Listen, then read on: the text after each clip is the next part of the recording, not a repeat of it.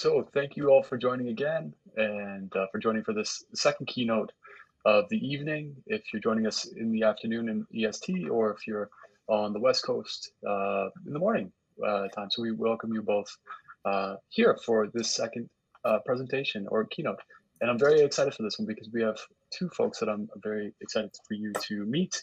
One is Danielle, the Senior Manager of Applied AI Lab at AltaML. So since the beginning of Daniela's career, she's worked with startups focusing on deep science and technology from pre-seed to Series A.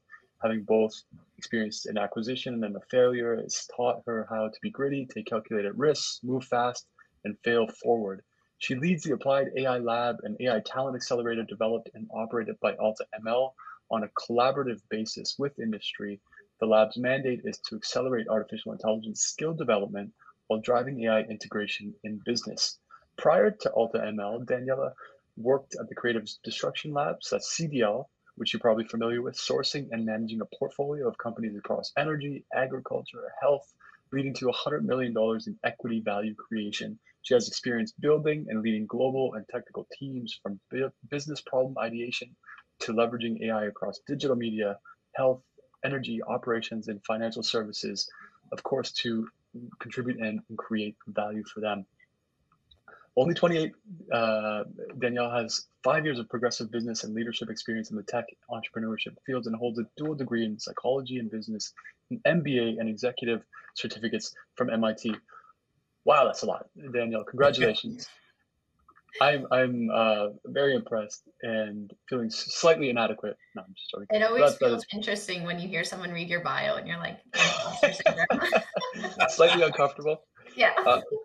Peter, you're up next. So Peter joined AltaML in June of 2021 to help develop the national platform of their national platform of applied AI that is for AltaML.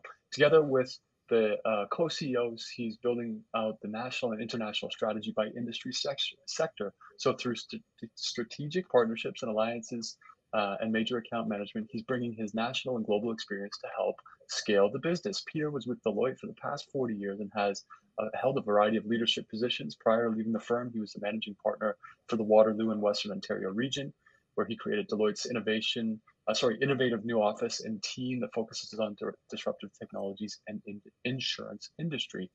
Prior to that position, Peter served as the national managing partner of industry and marketplace services, where he was a member of Deloitte's executive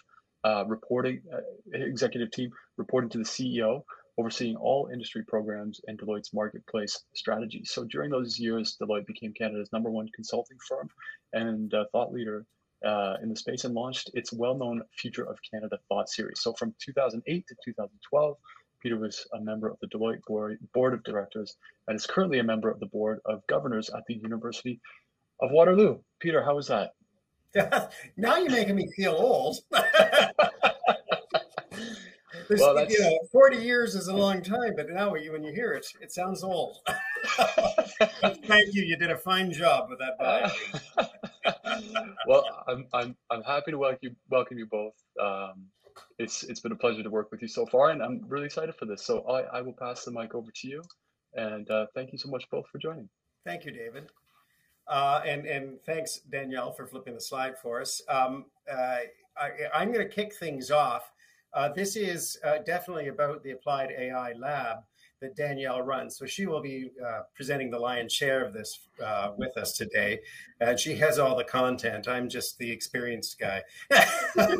But at any rate, I do want to just sort of lay out a couple of things here. Relative to Q&A, I believe, and those of you who have been on all day, you probably know, or in the prior day, know that the chat is open. Please include your questions there. And when we get to the end of our presentation, David's going to come back and make sure that we clear those questions. And of course, we'll be open for other questions as they may arise at that time. So that's the Q&A kind of process for today. And so before we get too far into the details of what we're talking about when we talk about our Applied AI Lab, I thought I would set the stage a little bit from a national and global perspective. So Danelle, if you want to go down into the first content slide, thank you.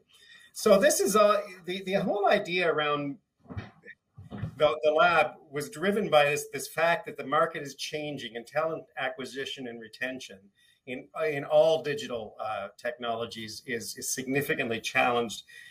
And yet data continues to grow, and business leaders are finding new ways are trying to find new ways to access the data, to use it and to let it sort of inform their strategies and their business model.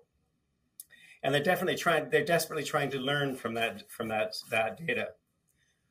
But talent availability is the main challenge to adoption risk. You will note this slide here has a number of references to publications. In most of these slides, I will be referencing the Gartner research firm, which is a global research firm in issues of technology, just if you're wondering where some of this data comes from. 3/4 of the IT automation technologies, according to Gartner, are really fundamentally challenged by a talent supply. And only 20% of the IT automation technologies have moved ahead in adoption since 2020. And while this war for talent, as it has been dubbed for many years, certainly all the years I was in Deloitte, we talked about it in that way, it has been on the CEO agenda for those many years as well. According to a Forbes Deloitte survey that just came out, it is now the number one, by far and away, the number one issue for business executives in all industries. And it's not just a Canadian issue. This is a global issue. The competition that we as industries, various business leaders in Canada are facing are not just the folks or the other businesses in our town or our province or even in our country. It is a definite challenge around the world. The work from home agenda that we've all are still discussing, even though it started very early by decree from various levels of government around the pandemic, it is still being discussed as to whether or not we continue to embrace that or we move to a much more back to the office-centric environment. But I will tell you that the large global tech companies, the Googles of this world, the Facebooks, whatever, they are in our backyards offering graduates from our institutions very good salaries and telling them they can stay where they are and work from where they are. This has aggravated this talent challenge for Canadian business for sure. Further, I would say the great resignation, as it's also been called, has created a supply challenge to us because people have chosen to opt out of the markets. And while they may still have the opportunity to work from a distance, people are making different life choices and pulling them away from the market. Do you want to go to the next slide, please? Thanks, Danielle. So another Gartner chart for us to look at, which says most early adopters that face AI skills gap are looking for expertise to boost their capabilities. 2/3 of the executives surveyed reported to a moderate to extreme skills gap, and a further 1/3 would say it's a major or extreme challenge to them. Within organizations, the supply of AI skills appears unable to keep up with the growing demand from business, and talent coming out of our academic institutions, while increasing. All of the institutions are doing their best to push out more talent. They're not always seen as industry-ready players. Many employers are actually, now this is a very strange thing from this particular survey, but many employers are choosing to hire new leaders rather than retrain current workers. And the challenge that creates is that senior hires, of course, are in very short supply as well and very costly. For companies with relatively little AI experience, i.e. they got 5 or less products that they've been working with or production capable products, AI researchers are what they're going over. So the small, just starting businesses are looking for AI researchers very heavily, with about 1/3 of the executives saying that is their top skill that they require. Next slide, please, Danielle. The talent shortages is buried to economic growth. This whole concept is a big challenge to us because data science writ large is what informs AI and ML. There's no question. And for years, data analytics and data scientists have been increasingly in short supply. Also, according to Gartner again, by 2025, that there's going to be a demand for 97 million people in data science. to fill the jobs that AI and ML will be creating. This talent shortage is the most significant barrier, I would say, to emerging tech. And with businesses, the supply of AI skills can't keep up with the growing demand.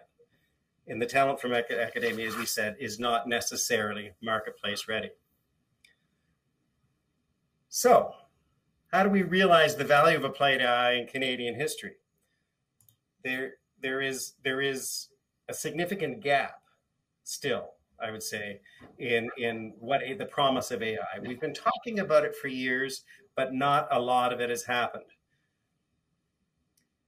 You know, more than 80% of the companies out there are trying to put AI into production, and that's up from 2019. But only 1 in 5 solutions are currently becoming operational. And that is the issue, and that's where AltaML's approach to applied AI. We're very focused on application. What we mean is tactical and practical. What we mean by applied is in use, not just workable, but actually being used. So, the Applied AI Lab. AltaML's core values would suggest that one of the main ones is to support Canadian ecosystems. We are a proud Canadian company, and therefore we want to support not only the ecosystem, but the talent generated in those ecosystems. As we and all of our customers and partners are experiencing the talent challenge, we decided to meet that challenge. And together with our partners in academia and industry, we invented this Applied AI Lab concept. We started in Alberta, but last year we moved it into Ontario as well, and we have more under development in at least 2 other provinces, and certainly more activity happening in Ontario. We're very fortunate to have Danielle run this program for us. She stood it up from day one. And so I think that you're about to hear from her just exactly how this thing works, and hopefully you'll get a better understanding of how to engage with us. And we'll come back to that at the end. So Danielle, how about over to you? Awesome. Yeah, thank you so much, Peter. I think the biggest thing, you know, just in terms of our approach to the challenge was really around collaboration and kind of forming these dynamic partnerships between academia, industry, and then also the workforce. As anyone knows, when you're going into, you know, kind of solve a problem, it can't just be like a one-prong solution where you kind of have one approach and like, this is what's going to work and this is how we're going to do it. And so what we've really done is we've kind of woven everything together to actually create these measurable results, you know, not only for our community and for the workforce and academia, but then also for industry. So it has this mutual beneficial relationship across, and we'll talk about it a little bit more as I kind of get into these slides, but you can kind of see here in this, and I apologize, like I'm a big hands talker, but you can kind of see this in here in terms of, you know, what the different pillars are that kind of bring together the Applied AI Lab.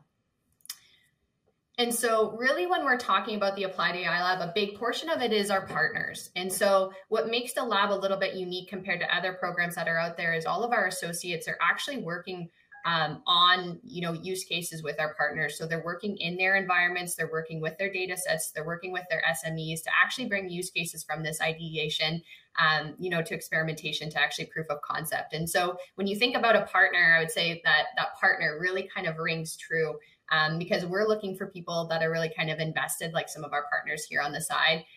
They're actively building and scaling their data science teams. If you kind of took a look at the screen that Peter had earlier with, you know, Shopify, they're doubling their data science teams.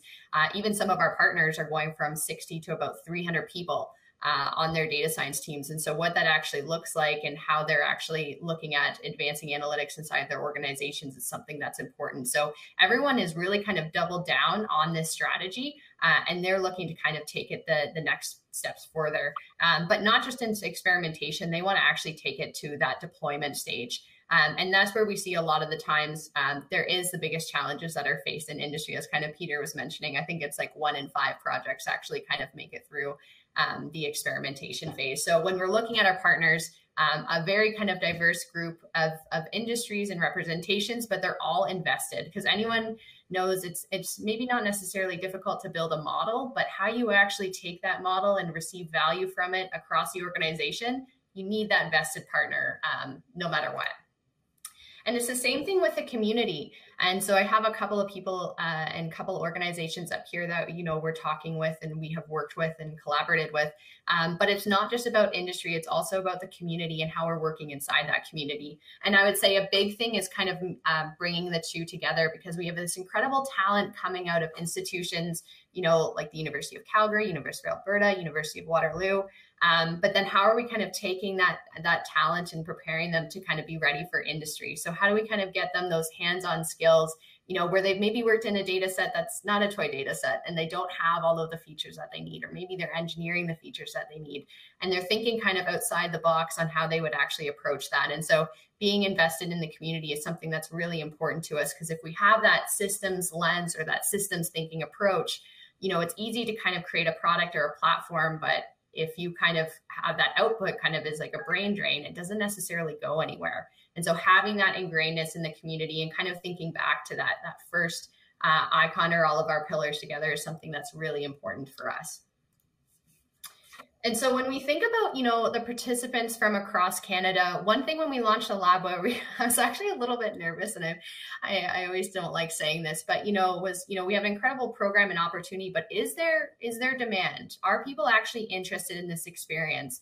And we quickly saw from the first cohort where we had 8 spots, we had about 500 applications from across Canada.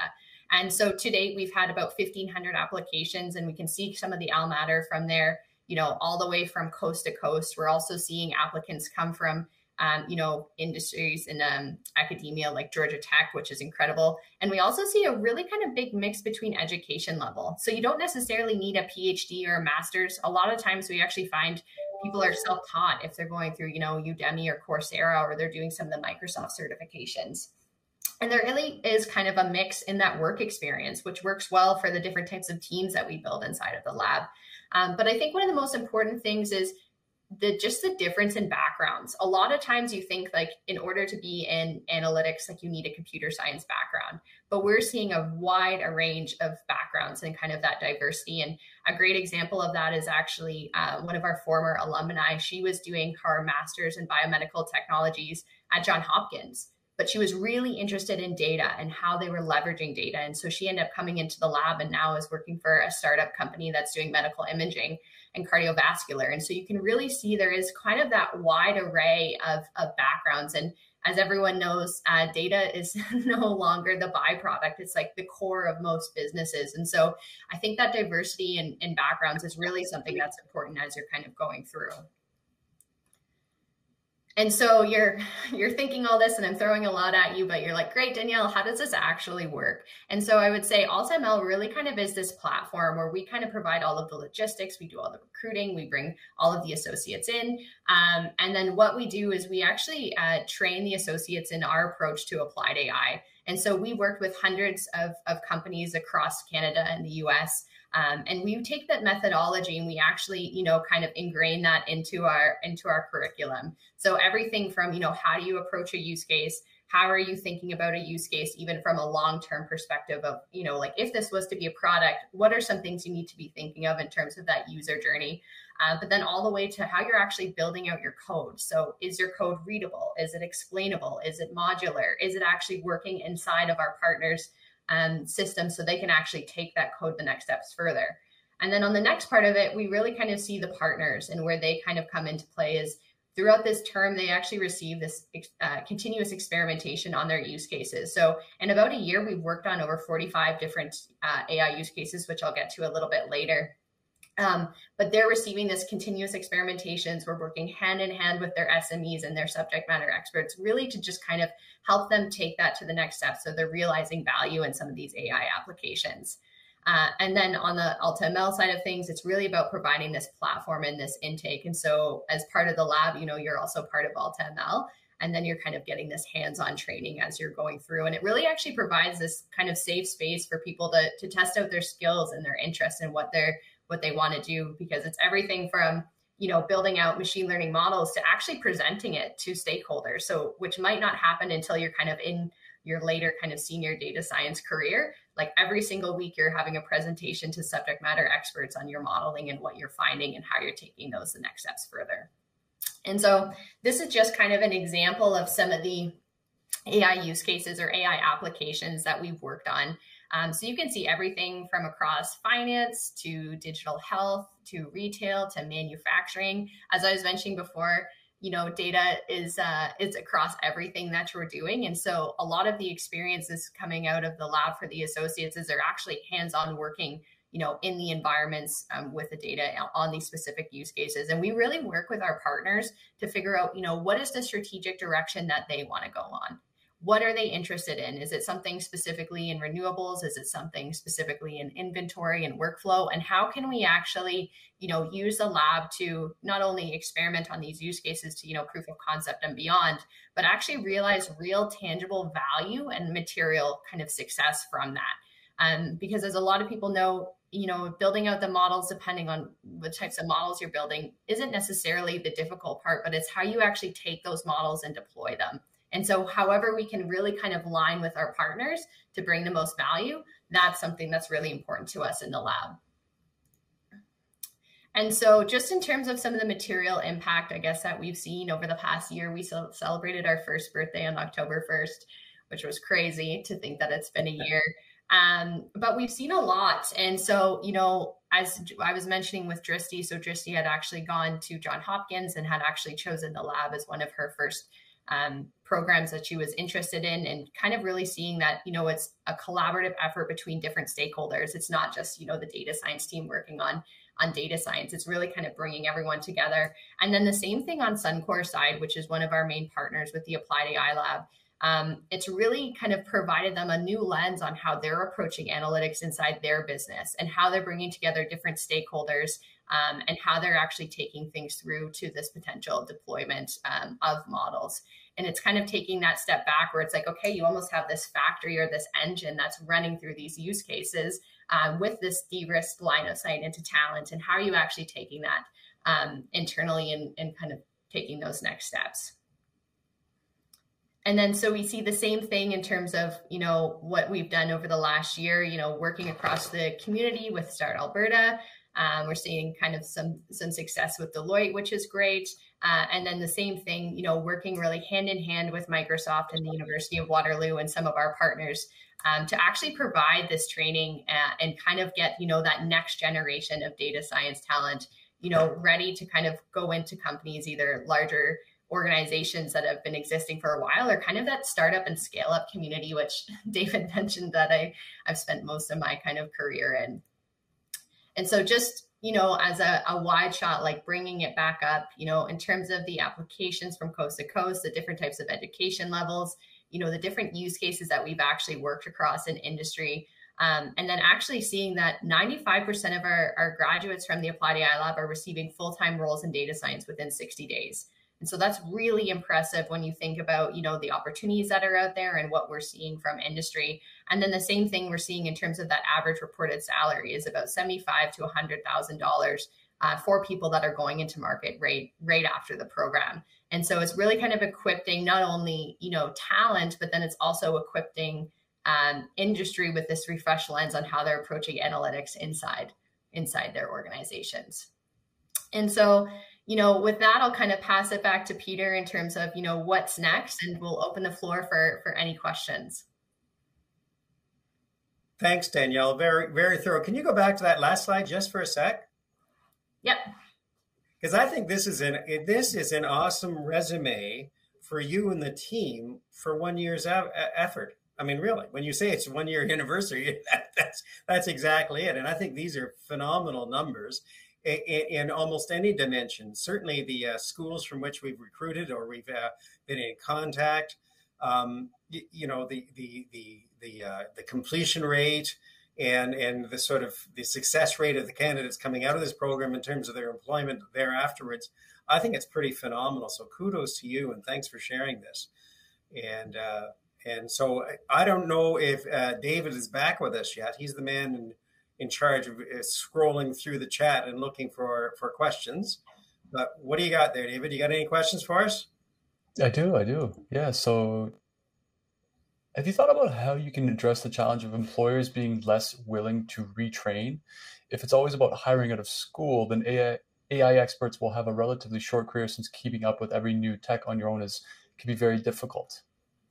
Well, I will speak personally. I'll let Danielle answer this in a minute, but we also know that sort of micro-credentialing and lifelong learning are big concepts in education right now. I will say from an AltaML perspective, we have done some specific labs for individual companies and which are really aimed at upskilling their current team. So, you know, we have not maybe seen as much as what Gartner has seen relative to that trend around hiring new versus retraining existing employees, which was a shock to us when we sort of looked at that particular report. But we are not condoning that or promoting that, but we certainly are doing it on a very company specific basis where it seems in the company's interest. Danielle, do you want to add anything to that? Yeah, I would also say, just to echo your comments, I've seen a really big need in the market too, just for kind of like a translator role. So even in my role, like working really closely, like with our data science team, working really closely, you know, with our industry partners and our exec sponsors, you know, being able to kind of speak the language of data science as well as speaking the language of business is something that's really important. And so if it's not necessarily, you know, going back to school and completely retraining, like I probably will never code anything in my life, but I can work my way around a Jupyter notebook, for example. And so it's like having that ability to understand both sides. And we see the same thing on the data science side, where it's like everyone's always looking for this unicorn data scientist that not only understands, you know, how to build models, but also understands like the business components and the business impacts. And so I would say there is a real need in for the market. Like it's not heavily advertised right now. But if you can understand, you know, going through and like building out AI projects or like how you even scope a use case and even understanding some of that technical fluency, I think that will give you a really, really clear edge when you're in market. So hopefully that kind of answers it. It's kind of that weird spot that I found myself in where it's like, I didn't think that I would be here, but, you know, going through some of this has kind of allowed me to sit in that translator role, I would say. And Tina mentions that's how she ended up as an ML product manager, which is great. I just want to echo that, Danielle. Yeah, I've heard the same. I mean, this has been something that we've been hearing for years. It's looking for folks that understand the business first, and that's essential to making some of the technical decisions that they make as well. One other interesting thing that I've heard recently is that bachelors and folks on internships have had like a disproportionate amount of impact within organizations because they will almost naively go towards the directors and just not challenge them, but ask why certain things are certain ways. And it's just cut through a lot of maybe the politics or a lot of the internal processes that maybe got grandfathered in. But I've heard this now a couple times that students coming in on internships, coming out of university, have had like a really, really strong impact within organizations. And I wonder, is that, you know, how as an organization do you sort of capture that lightning in a bottle? Or how can you potentially recreate some of that within an organization so that you kind of get that effect as well? Maybe you could comment on that. I know it's a little bit vague. Lightning in a bottle, Danielle, that sounds like you. Yeah, I would definitely agree with that. And I would also say that I feel like I kind of possess like a lot of those same like traits where it's like you're kind of cutting through to kind of find the best solution, or, you know, if there's a better way to solve the problem, like you're not afraid to talk about it and you're not afraid to share. I'll also echo that with, I've only ever really worked in startup companies. And so that is the mentality, is you're wearing multiple hats, you know, you're trying to find the best solution. You're working as a team and nothing is really off the table, where you're doing things, you know, I joke sometimes about like, you know, like working on really important strategy to like helping someone get into their Google Hangouts. And like, that is very, very true for like a lot of jobs. And so I think it's all about kind of creating a culture that's open for that, and a horizontal culture. I see a lot of the times too, in some of the larger companies, it's very much still that like bureaucracy and that kind of like the pyramid approach to everything.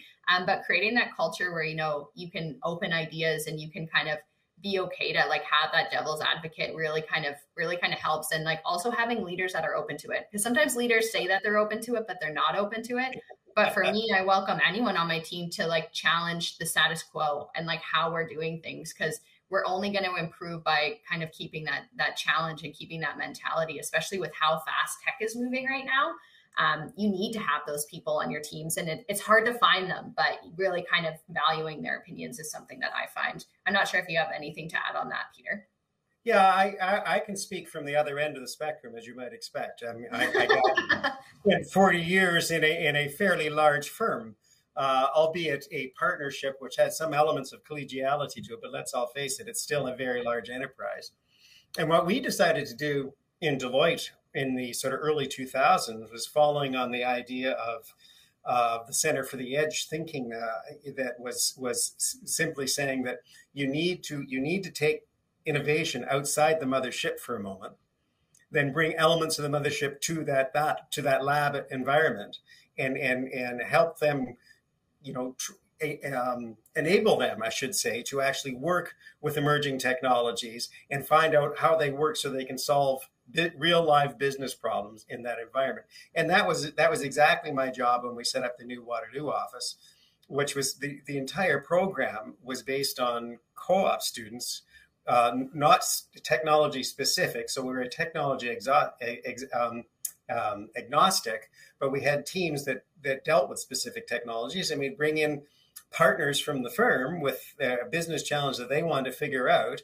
And we'd run sprints with them on whatever technology we felt. We'd start with a business problem, then narrow it down to technologies that could solve it, and then work to the solution of the program. And it was a lot of fun. And in doing so, changed the mindset of some very, senior people who would otherwise not have had exposure. That's great. Thank you. Fatin asks, and this is actually really interesting because I think in Canada, for those who are based in Canada, I think we've experienced or perhaps seen there's a lot of great companies, a lot of great startups. There's a shortage of senior level directors, right? And this is probably across the industry, but in Canada, I know specifically this is something that has been mentioned. Is AltaML, he mentions, is AltaML interested in developing or creating a pipeline for this? Or how would AltaML potentially offer any solutions or help contribute towards this? Yeah, I would say we're doing this directly in the lab right now. Actually, a couple of the team leads we have are alumni from the cohort. And so it's people that are very keen, very interested, have that passion for machine learning. And we know that there's some areas where, you still have to do some of that development. But it's hard to develop senior talent unless you're given the opportunities. And so we're doing that right now in the lab, at least on the technical and the data science side. And I would say the same thing. And that's what we talk to, because within Alberta and across Canada, we have a lot of hiring partners. And that's what they're looking for, is really kind of looking for the senior level talent, that kind of unicorn that, understands technical, but then can also speak the business. And it takes time to get there. Like, this is still pretty much an emerging field and where we're at right now. And I'm sure we'll see the same thing with Web3. Like, it's be like, okay, this is great, but like, I want someone with 15 years experience. And same thing with like social media marketing, right? Like it's taking time to get there. So it's really about the companies investing in their people and providing them the opportunities, and also knowing that, not everything is going to be perfect all the time. But I would say we're definitely doing that at AltaML and in the lab right now, but it's finding the right people, finding people that are keen, and then, developing them and being open with them about like the opportunities for kind of that senior development. Yeah. So for folks that want to join AltaML or hear more, potentially participate, is there a way for them to get in contact with you? I mean, we have the expo booth where they can register interest, but anything else that you'd recommend? Yeah, you can connect with either one of us. I think our emails were in the slide deck there at any time, and either one of us, an entry point. We are hiring. The program does influence our hiring. There's no question to that. There are opportunities to join us when you go through the program, and that would be a good way to actually do it. But we, like any other modern employer, are looking at the traits of creativity, resilience, agility, and all of that as being far more important than a long resume. And that's those are the folks that we're looking for. And if you're interested or at all curious, please connect with us for sure. Well, I think that's a place to leave it. Thank you so much, Peter, and thank you, Danielle. And for those who are joining, they're curious, I hope you have a chance to reach out. AltaML has been doing some really interesting things, and I think it's one of the things that strikes me is that it's not one particular application, it's not one use case, it's not one industry. Yeah. So for those that are looking to really branch out and maybe get an experience that would be fairly unique opportunity. So I hope folks have a chance to connect, and I hope you enjoy the rest of the conference. Thank you so much, Danielle. Thank you, Peter. I really appreciate it. Thanks, David. Appreciate it. And yeah, feel free to connect, everyone. We're always on LinkedIn. So happy to connect. Okay. Right. Thanks. Bye, everybody. We'll see you soon. Thanks, everyone. And we'll be joining in the sessions tab on the left there. So there's other sessions that you can start right about now. And I hope you enjoy. We'll see you soon.